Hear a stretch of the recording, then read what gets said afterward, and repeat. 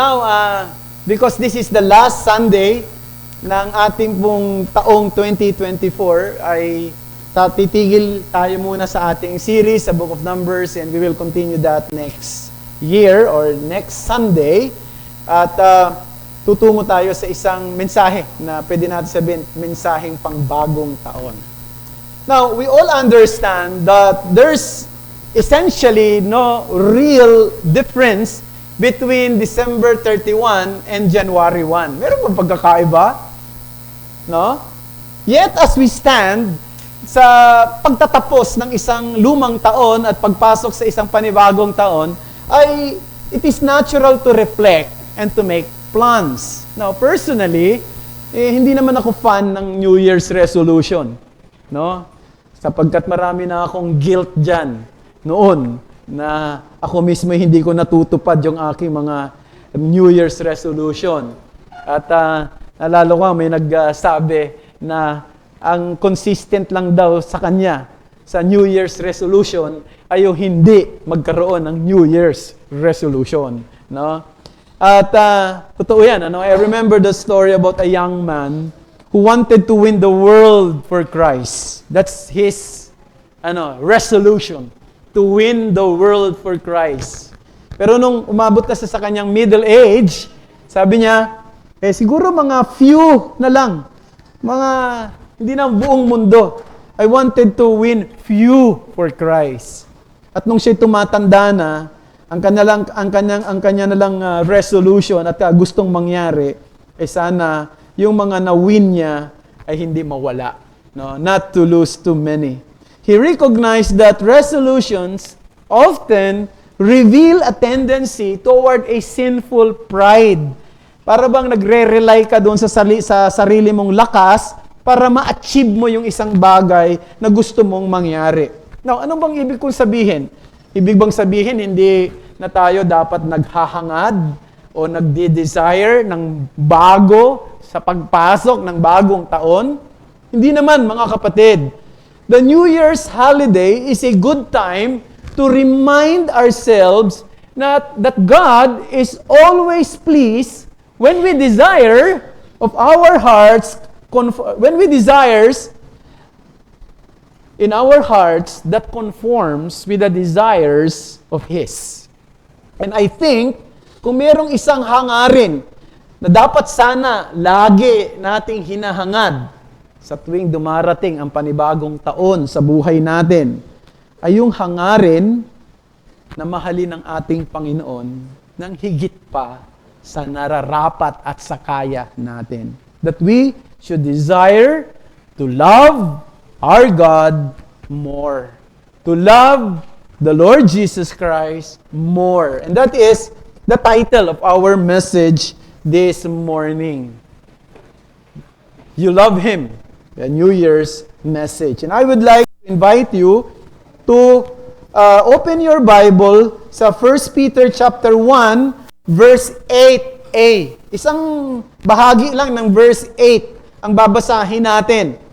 At babasahin ko po sa English Standard Version at sa Tagalog.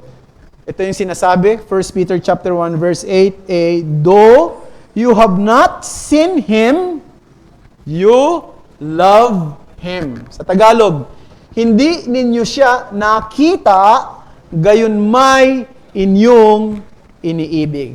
Ito ang salita ng Panginoon. Now, ang unang sulat ni Apostol Pedro ay may dalawang tema at may dalawang hangarin.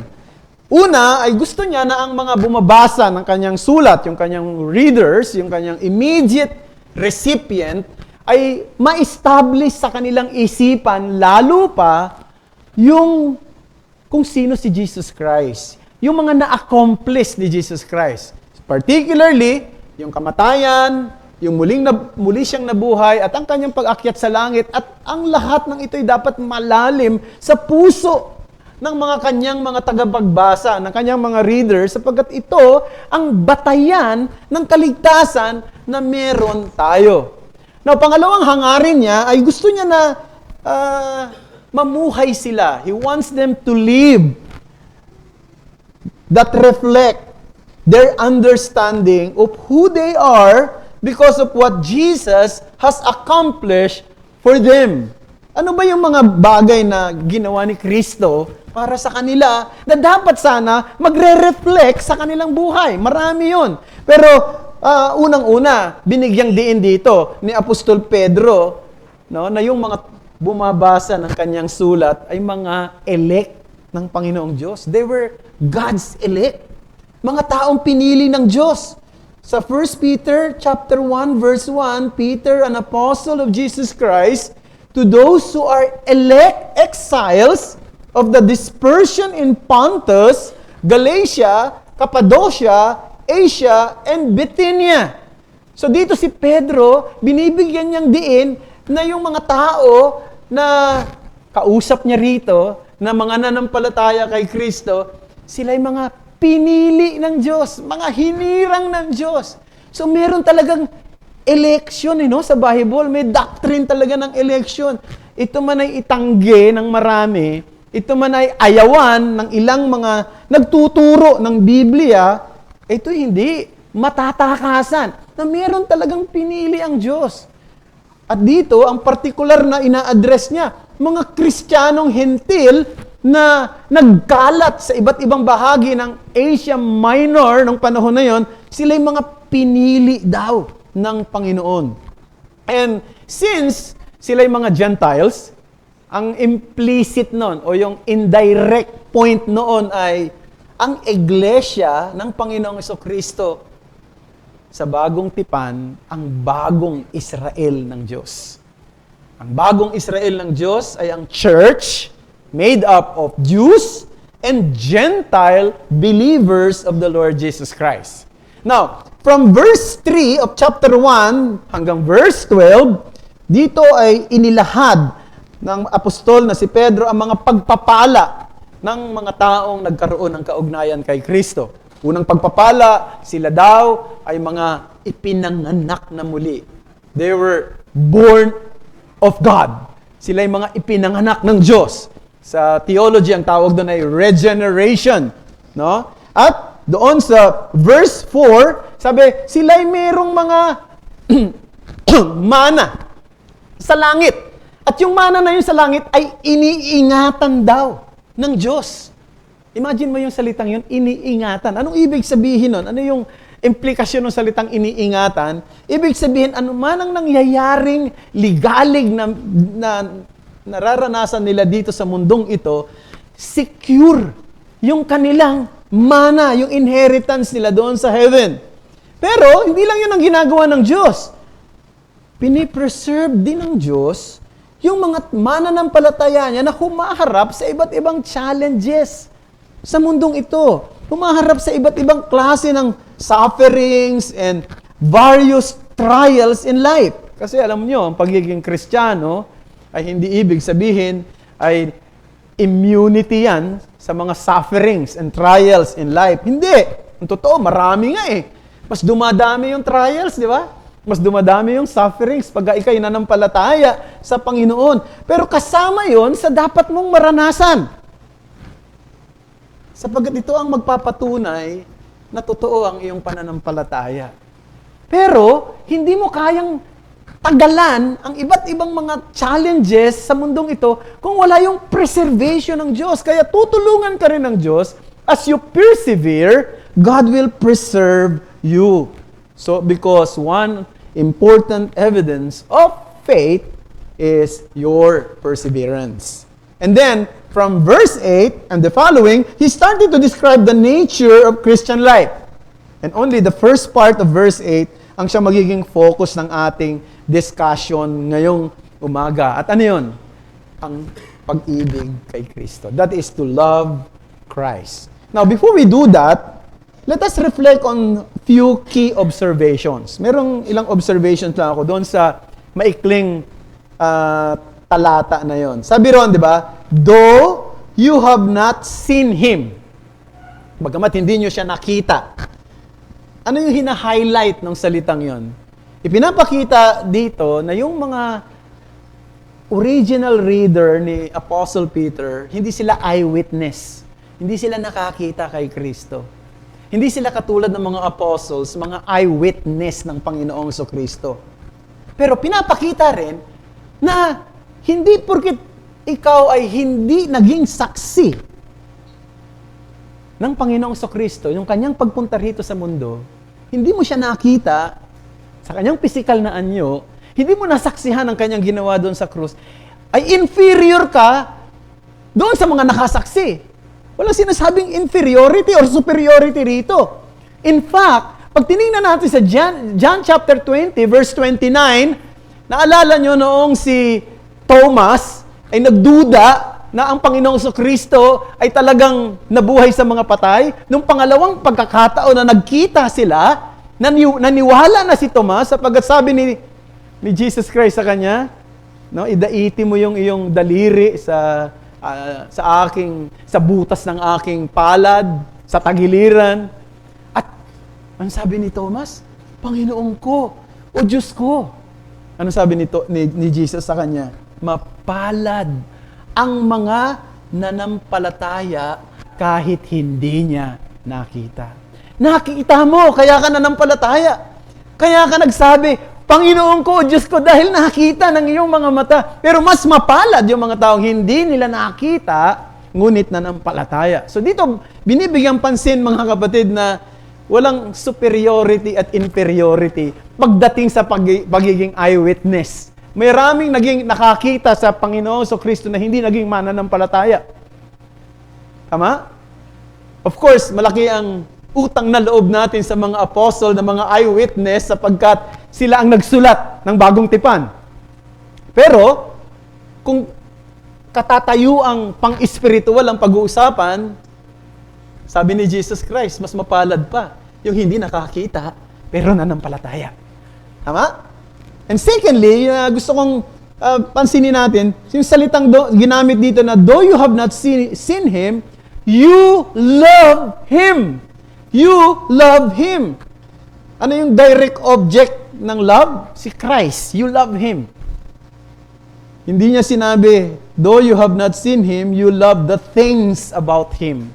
Or you love the things taught about Him. Or the things associated about Him. But you love Him.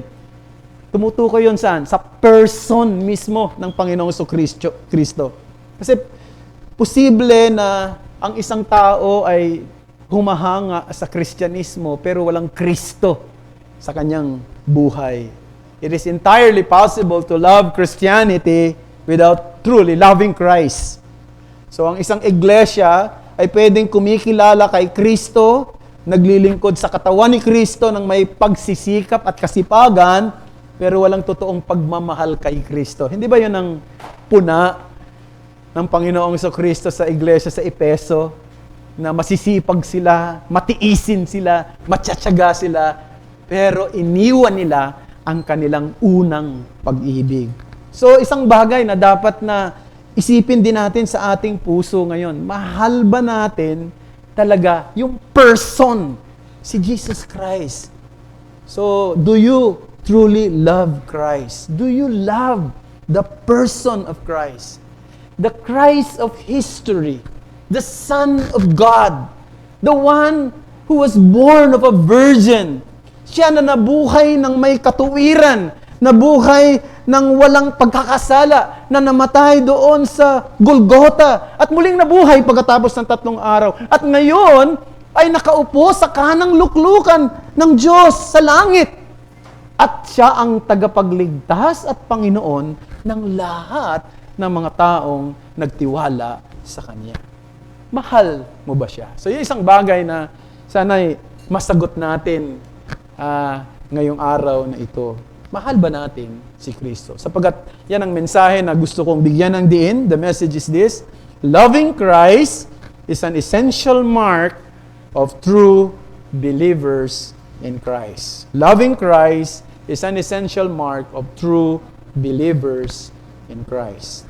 And I have 3 headings. First, loving Christ, our Christian distinction.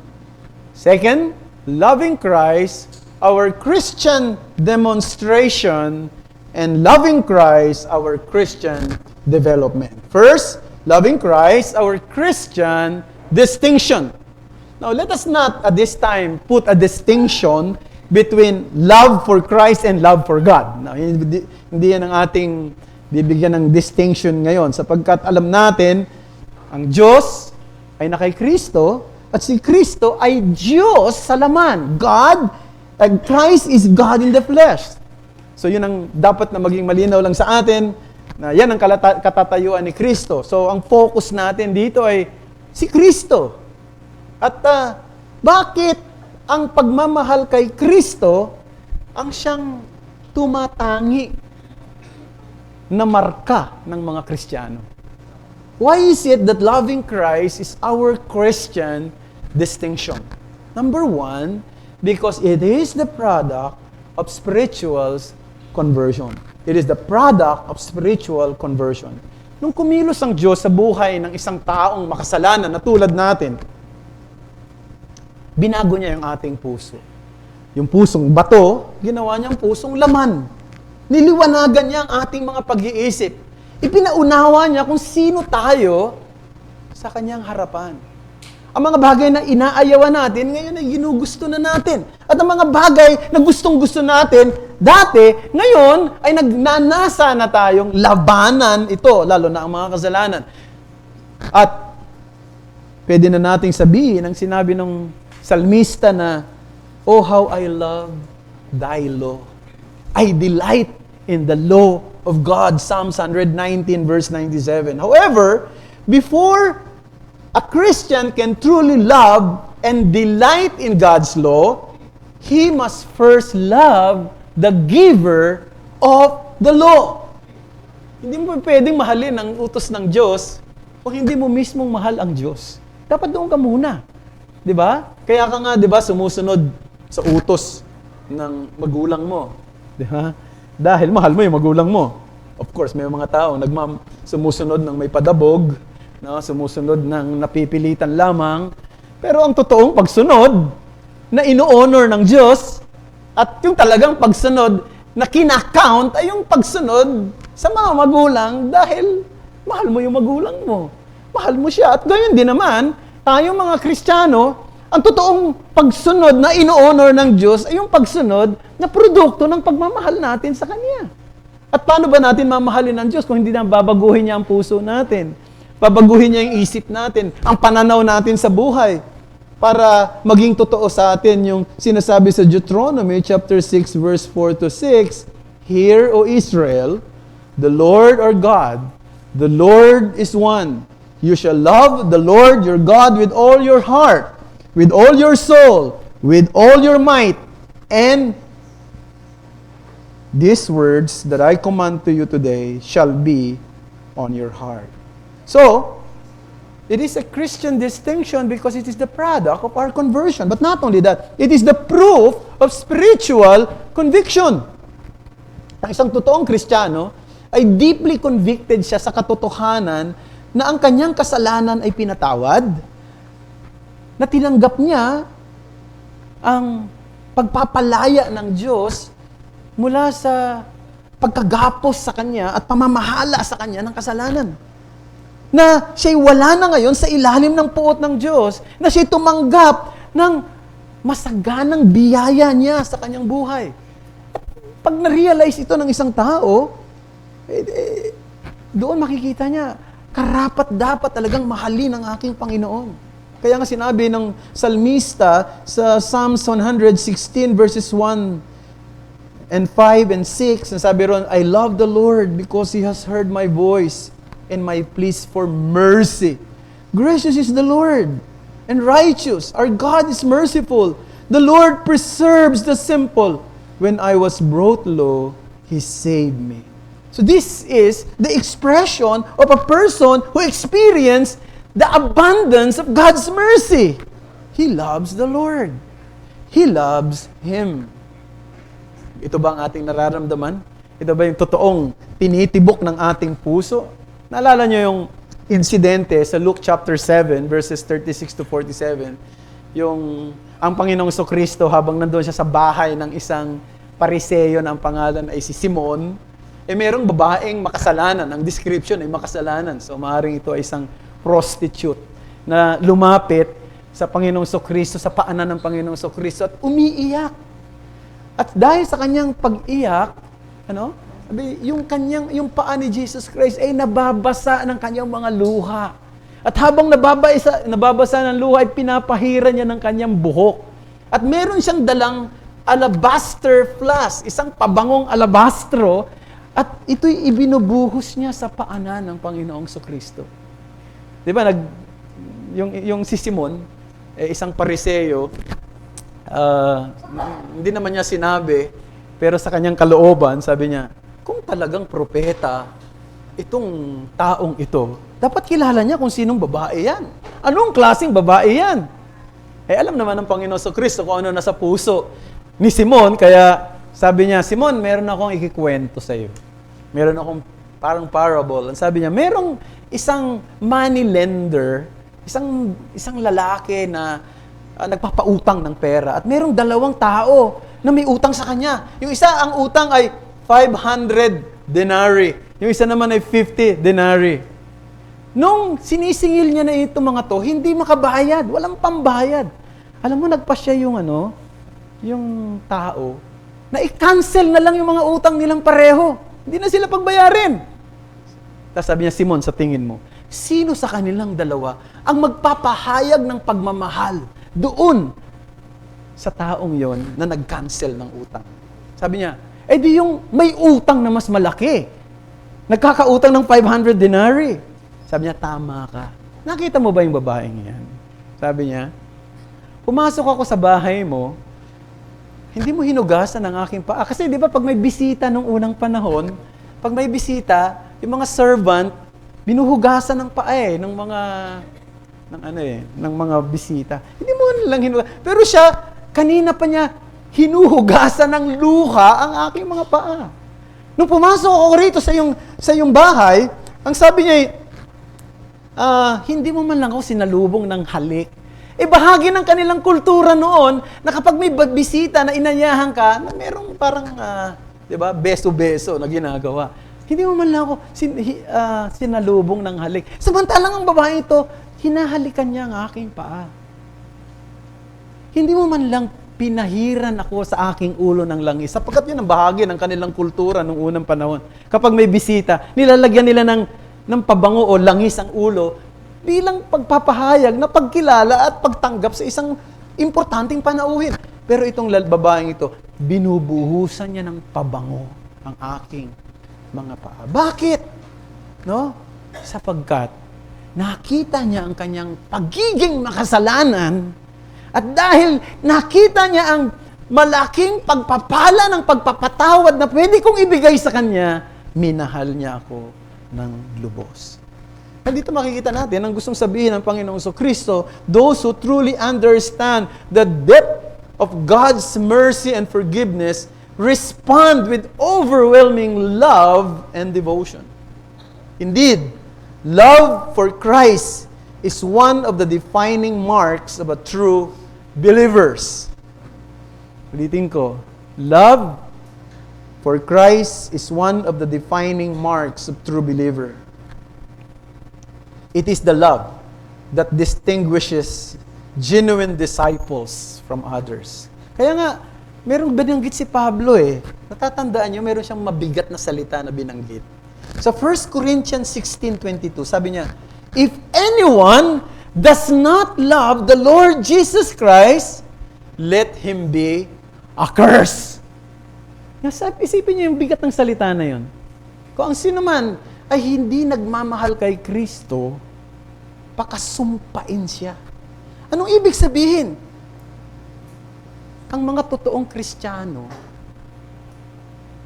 hindi lang sila follower ni Christ, kundi lover ni Christ. Kaya pag nakakilala ka ng isang totoong Kristiyano, nakakilala ka hindi lang ng tagasunod ni Kristo, kundi ng isang mangingibig ni Kristo. Yan ang Kristiyano. Yan ang nagdi-define sa mga Kristiyano. Kaya ang tanong ko sa bawat isa sa atin, na siyang tanong ko rin sa sarili ko, mahal ba natin si Kristo? Sapagkat yun ang nagdi-define ng ating pagiging Kristiyano. loving Christ, our Christian distinction. But not only that, secondly, loving Christ, our Christian demonstration. Love is not merely an attitude of the heart, a mindset, or words spoken from the mouth. It must be actively expressed. Alam niyo, may mga tao na medyo napaka-unreliable ng kanilang mga signs para sabihin yung isang tao in love, di ba? Uy, may pimples ka, ha? In love ka, no? Ang dami. No? Mas matindi yung love mo, no? Na nararanasan doon sa isa. So, sino man yan, di ba? Uy, nagbablush. No? Oh, blooming. No? Sweet ang smile. In love talaga to. No? Ganyan. Ang tawag yan, unreliable signs yan. Huwag tayong maniwala dyan. No? Kapag maraming pimples, ibig lang sabihin nun, ano? Kulang sa tulog, tama. Kulang sa tulog. Pero maaaring kulang sa tulog sa kakaisip doon sa ano niya, no? Pero unreliable sign yan. Unreliable talaga. Yung iba naman, they try to determine their love to the Lord through their emotions. Alam mo, umatin sila ng mga malalaking gathering. Di ba, pag umating ka sa mga, yung talagang crowd, tapos sabay-sabay na umaawit ng papuri, sumisigaw pa nga no, lumulundag pa nga nadadala ka rin. Naiemosyon ka rin. At siguro sa feeling mo, mahal na ko talaga si Lord. No? Ang problema, ganun din ba ang nararamdaman mo kapag nasa isang small group ka lang? Kung kukonti lang kayo, na walang malakas na nagsisigawan, walang malakas na nagpupuri sa Panginoon na katulad ng na nadadala ka ng crowd, yung bang nararamdaman mo ron, hindi mo na nararamdaman ngayon. Something is wrong with that sign. Sapagkat kung ganon, ang ibig sabihin, hindi totoo yun, kundi yan ay emosyon lamang. No? So, true love for Christ is not dependent on external circumstances or emotion, but it is grounded in something far deeper. And according to the Bible, there are two primary ways we can genuinely express our love for Christ. Number one, submission to the Word of Christ. Submission to the Word of Christ. Sabi ng Panginoon mismo sa John 14:15, if you love me, you keep my commandments.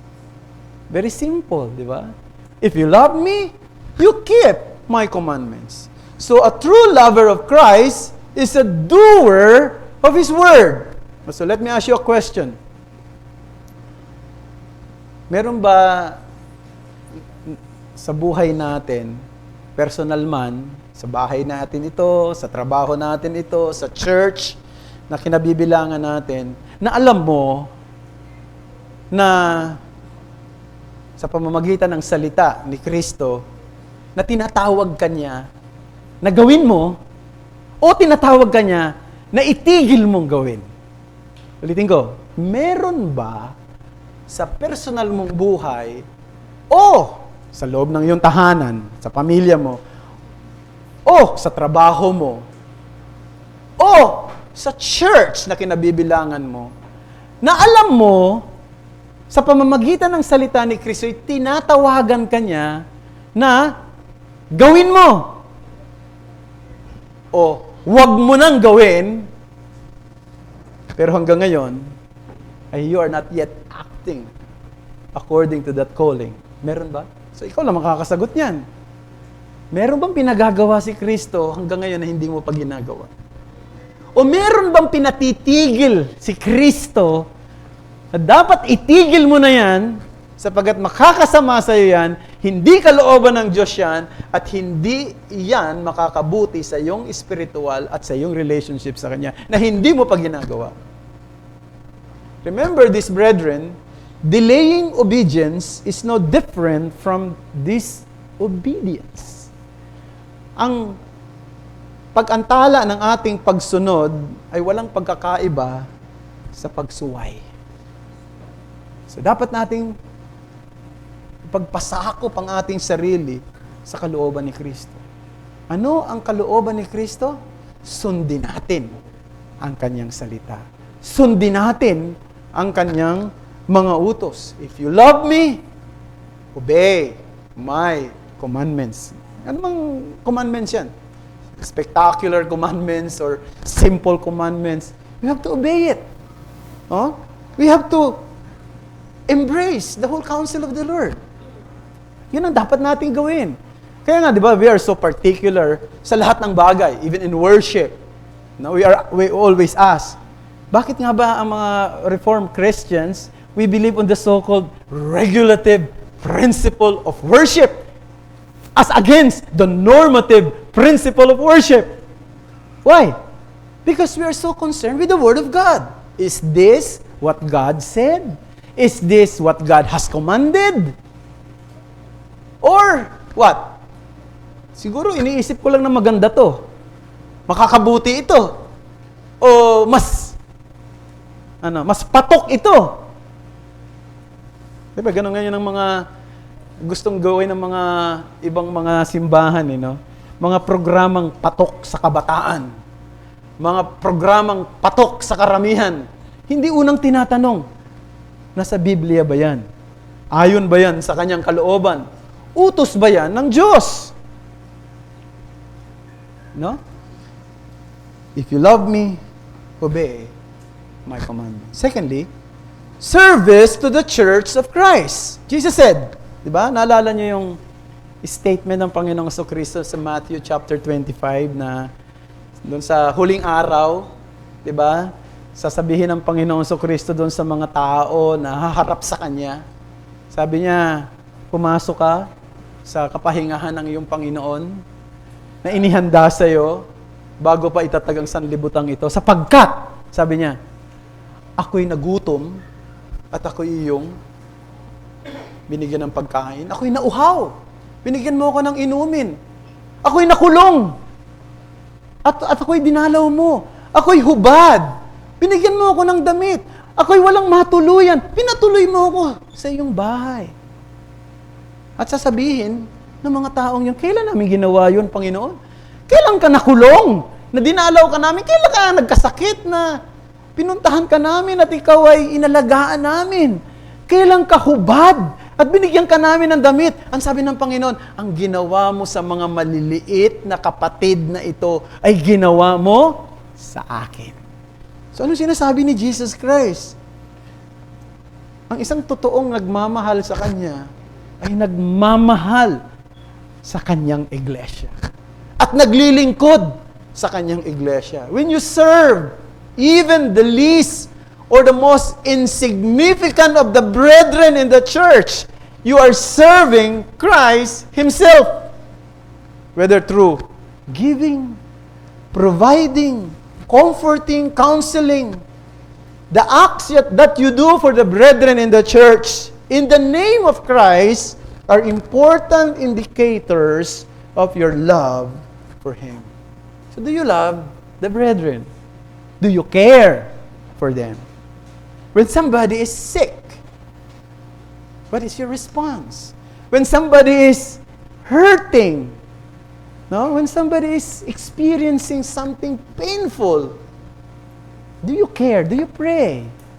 Or do you ask, how can I help our sister, our brother in the Lord? No? So isang bagay na dapat isipin din natin. No? Huwag natin sabihin, hayaan na ng mga deacons na mag-isip niyan. Hayaan na natin si pastor. Bahala na sila dyan.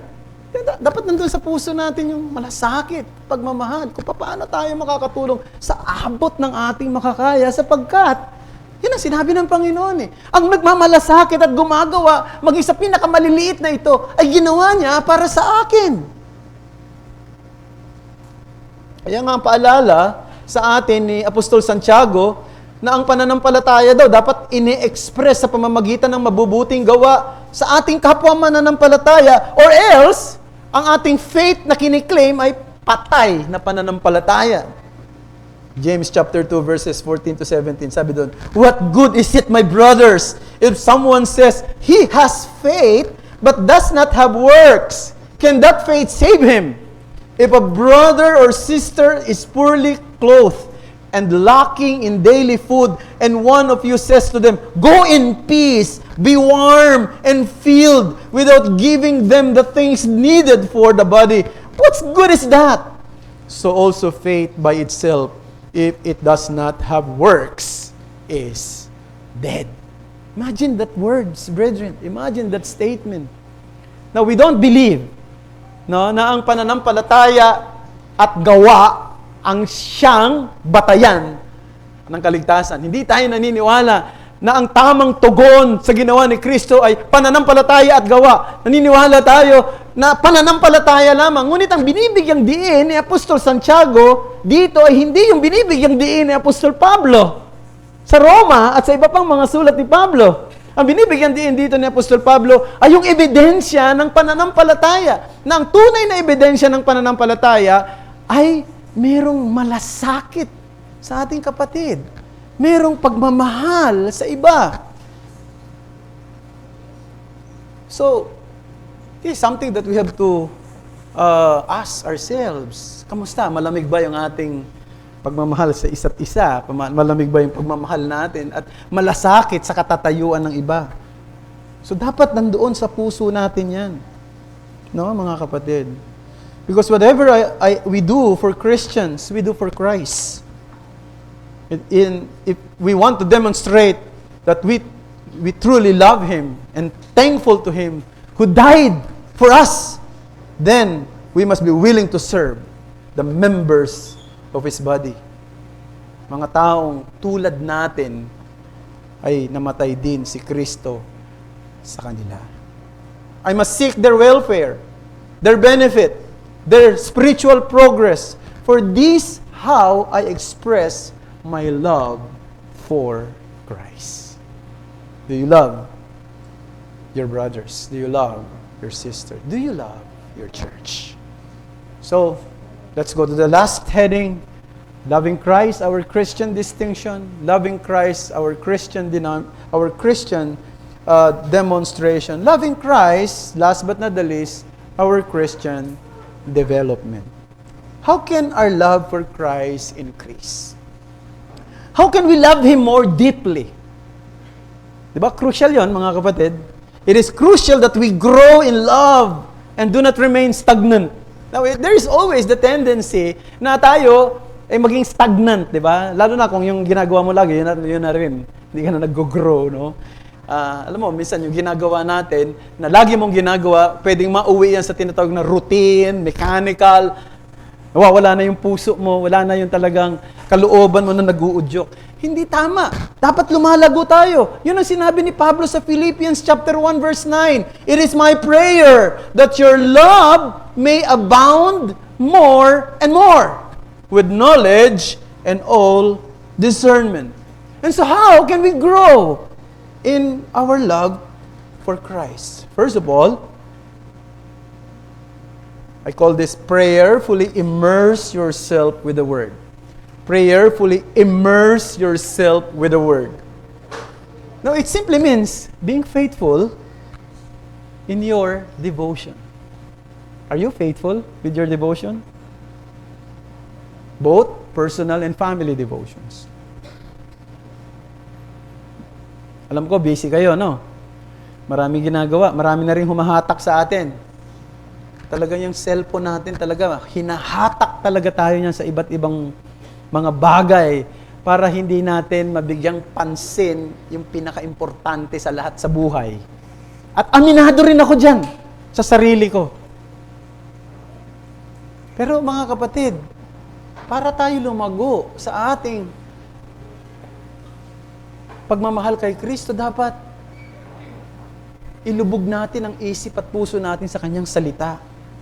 Huwag nating pabayaan yung ating personal na pagbabasa ng Kanyang salita, personal na debosyon, at personal na pakikipag-usap sa Kanya. Hindi lang sa ating personal, maging sa loob ng ating pamilya. Do not neglect it. Make it regular, part of your routine. Di ba? May mga routine kayo, hindi na mawawala sa inyo yan. Sigurado ko, sana ganun ang gawin natin. Halimbawa, sigurado ko, di ko alam kung totoo sa lahat ito, na hindi kayo lalabas ng bahay hanggat hindi kayo nag-toothbrush. No? Tama ba? Oh, yung mga iba siguro, hindi totoo sa kanila, kaya hindi sila na hindi kayo nag-shower. No? Of course, may mga pagkakataon na hindi natin nagagawa yun, pero hindi yun ang normal, di ba? Talagang hanggat maaari.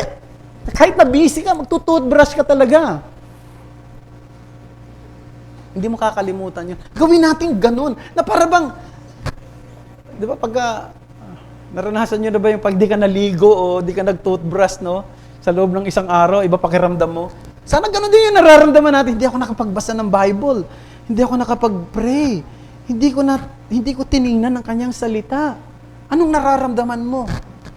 Pagka pinagpatuloy mo yung ganun-ganon, sigurado ako bandang huli, yun na yung routine mo. Kaya, again, prayerfully immerse yourself with the Word. Pagka meron kang sirang vessel, yung broken vessel, may basag, yung halimbawa, yung sisidlan, anong gagawin mo para mapuno? Basag eh.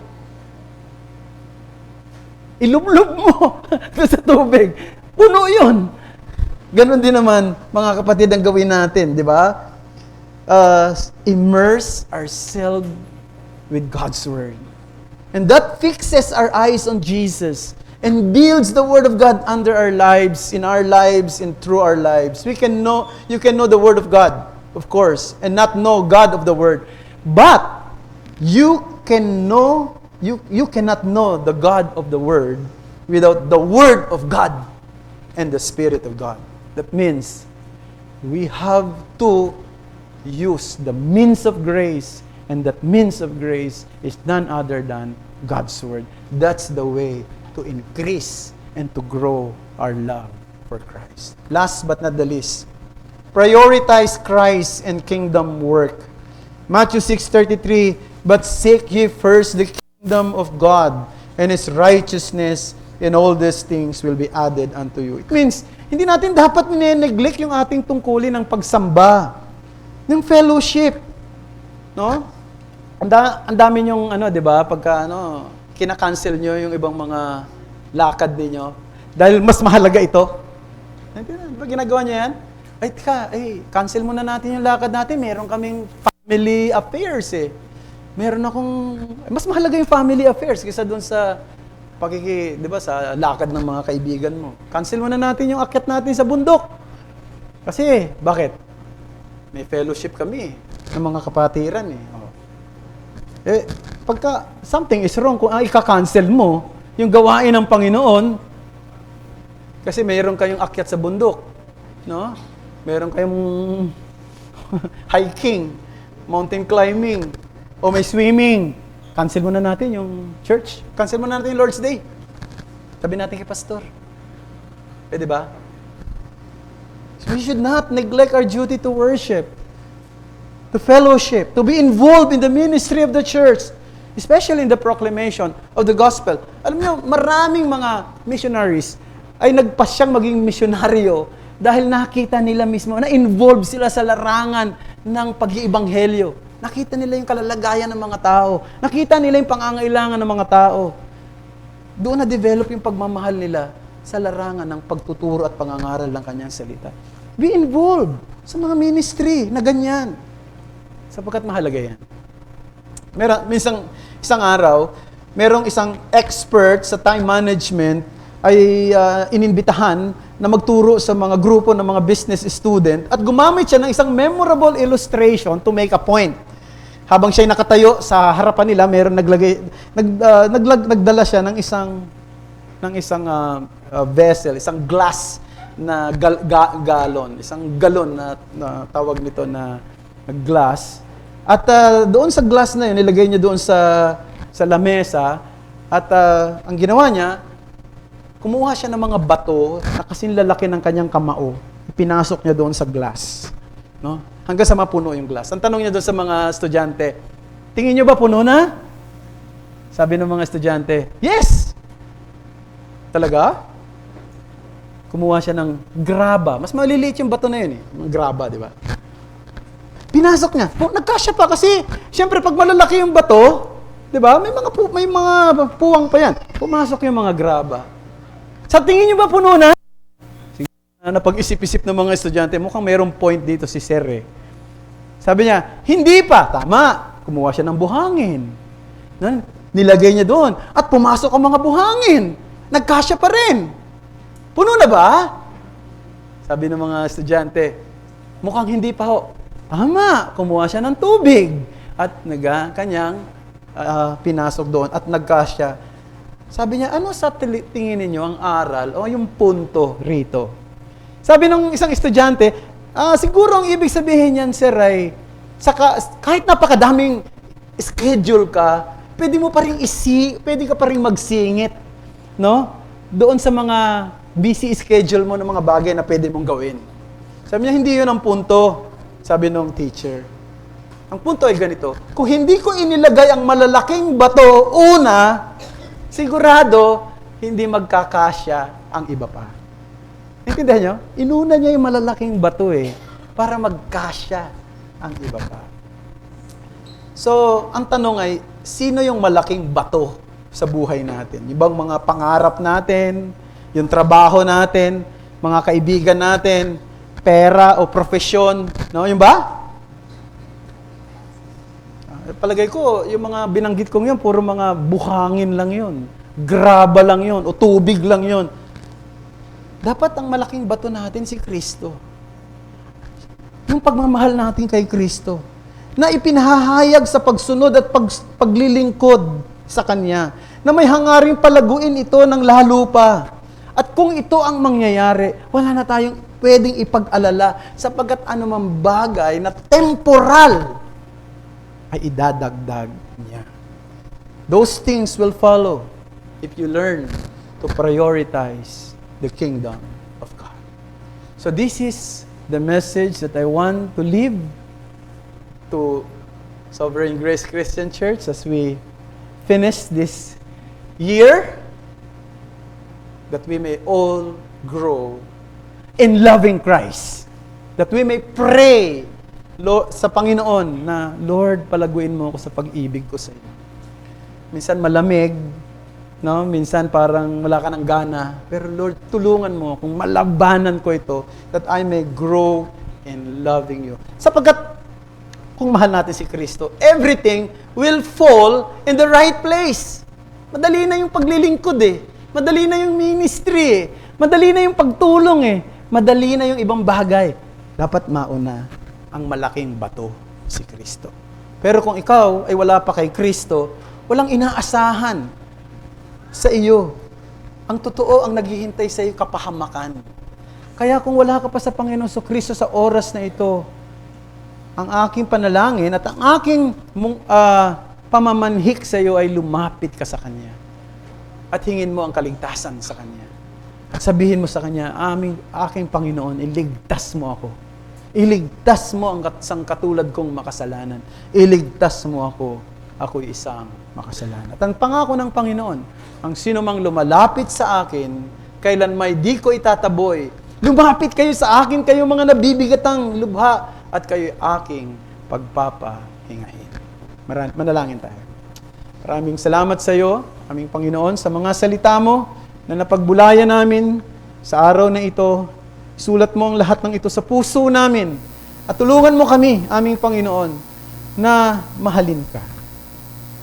Na sana hindi lang maging bukang bibig namin yung salitang I love you, Lord. Hindi lang maging bahagi ng routine namin, maging sa mga inaawit namin, yung pagkanta ng pagmamahal at pagpapahayag ng pagmamahal sa iyo. Kundi maging totoo sa puso namin, lumalago, umiinit, tumatatag, tumitibay, hanggang sa araw na kami ay kunin ninyo at dalhin ninyo sa inyong piling upang makita naming mukhaan yung minahal namin nung hindi namin nakikita.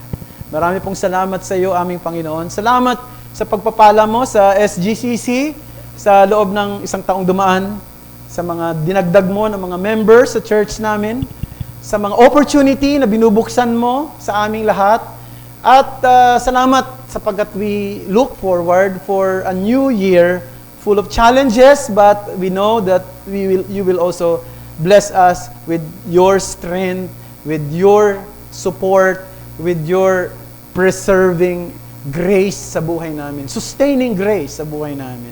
So bless continually our church and individual members of this church. Be with us, and this is our prayer in Jesus' name. Amen.